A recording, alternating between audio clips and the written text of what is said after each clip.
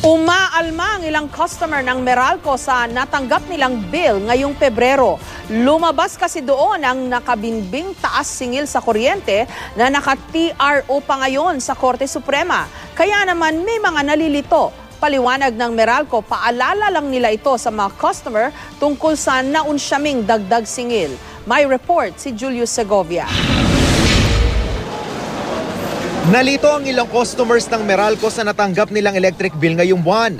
Nakasaad din kasi sa bill ang nakabiting 4 pesos and 15 centavos na taas singil noong Disyembre na di dapat sinisingil dahil sa TRO extension na inisyu ng Korte Suprema.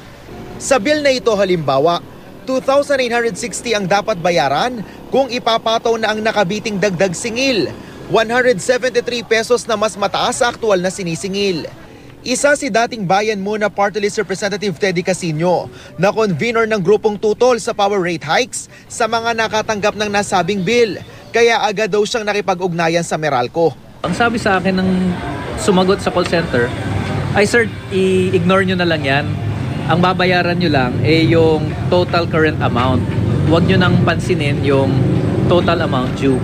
Para sa akin, sinadya ito talagang siguro dahil desperado rin ng Meralco na mabayaran na nila yung naniningil ng mga power generating companies. Susulat daw ang grupo sa Energy Regulatory Commission para ipahinto ang paglabas ng ganitong bill ng Meralco.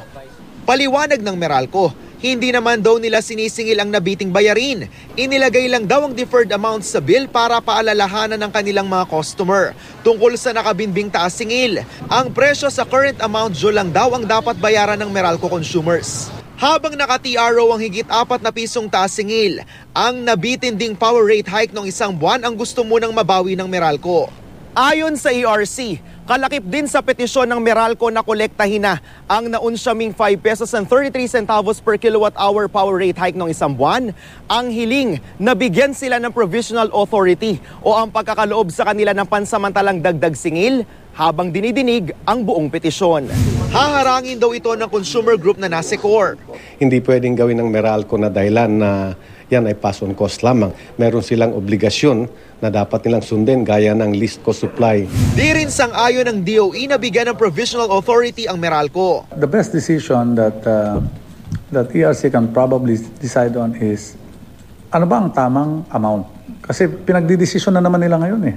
Pinag-aaralan nila. Ilabas na lang yun. Hindi pa malinaw kung pagbibigyan ng ERC ang provisional authority na hinihingi ng Meralco. Yung provisional relief na ibinibigay ng ERC, hindi necessarily kung ano yung hinihingi ng aplikante. Maaari kasing ito'y mas mababa kaysa doon sa hiningi. Hindi pa man tapos ang usapin sa all-time high power rate hike, sa ilalim uli sa isang buwang maintenance shutdown ang Malampaya Natural Gas Facility sa susunod na taon para hindi na raw ito magresulta sa pagsipa ng presyo ng kuryente sa merkado. Sabi ng DOE, dapat nang ayusin ng mga maaapektuhang distributor ang kanilang kontrata sa mga power generator para maiwasan kumuha ng supply sa spot market na mataas ang presyo. Julius Segovia, GMA News.